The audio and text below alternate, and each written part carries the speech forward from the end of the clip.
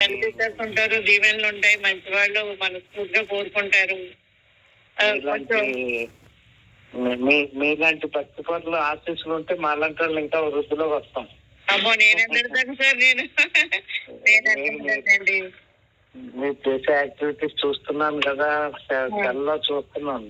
అవునండి, అది గ్రూప్ లో ఉన్నారు సగం పోయారు. అవునండి, అదే మన ఎడ్యుకేషన్ పర్పస్, అదే ultimate goal is to reach the God అని ఒక పదం ఉంటుంది. చివరికి మనం ఏ పని చేసినా ఎలా చేసినా చివరికి దేవుడి దగ్గర చేరటమే కదా. అవునండి అవునండి. ఆ దేవుడి దగ్గర చేరటంలో ముఖ్య మార్గం అంటే ఎడ్యుకేషన్ అనేది బాగా ఉపయోగపడుతుంది అనేటటువంటిది పూర్వం ఋషులు పెద్దలు చెప్పినటువంటి ఓ వాక్యం.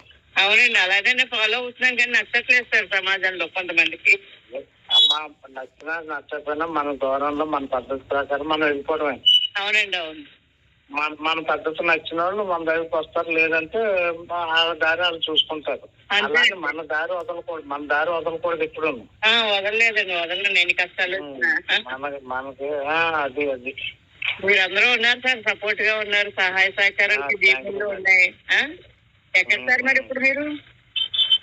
నేను మొన్ననే రిటైర్ అయ్యాను. రిటైర్ అయిన తర్వాత women and child development department లో